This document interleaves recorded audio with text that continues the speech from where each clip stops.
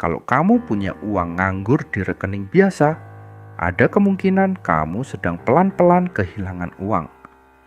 Bukan karena kamu boros, bukan karena kamu gagal total ngatur uang, tapi karena uang itu disimpan di tempat yang tidak paling cocok buat fungsinya.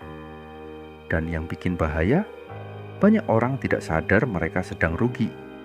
Masalahnya, kita sering menganggap semua rekening itu sama.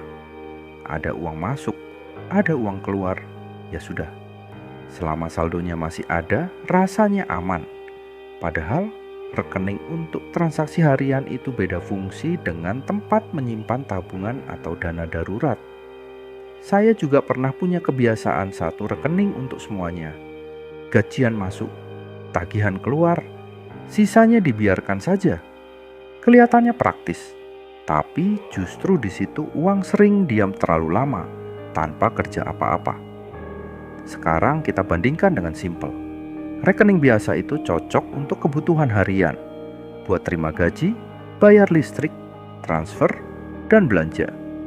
Tapi kalau kamu simpan dana darurat atau tabungan jangka pendek di situ terus, hasilnya biasanya kecil sekali. Nah, produk seperti tabungan berimbal hasil lebih tinggi atau reksadana pasar uang bisa jadi tempat yang lebih masuk akal untuk uang yang belum akan dipakai dekat-dekat ini.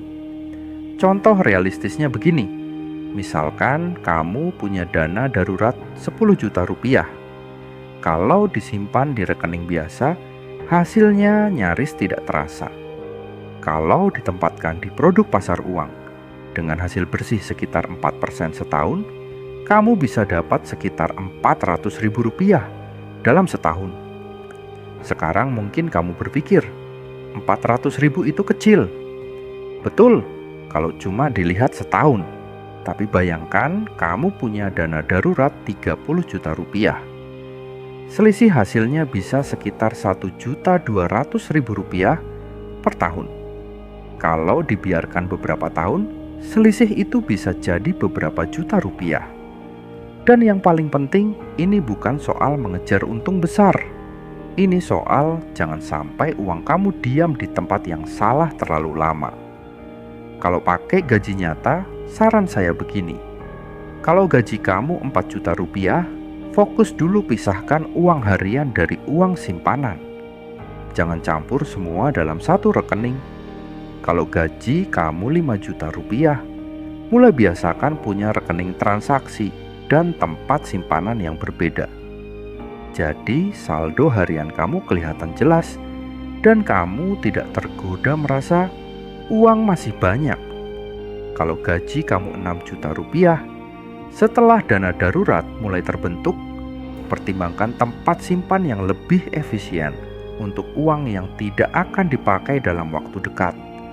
Seperti produk pasar uang yang sesuai profil kamu. Intinya sederhana, rekening biasa itu untuk bergerak, tabungan atau produk pasar uang itu untuk menyimpan. Kalau dua fungsi ini dicampur, kamu bukan cuma bikin keuangan berantakan, kamu juga berisiko kehilangan hasil yang sebenarnya bisa kamu dapat tanpa harus ambil risiko besar. Kalau video ini ngebantu, subscribe ke Zero to Financial Freedom. Karena di video berikutnya saya akan bahas satu kesalahan yang bikin banyak orang kelihatannya rajin nabung, tapi tetap tidak pernah punya dana darurat yang benar-benar siap pakai.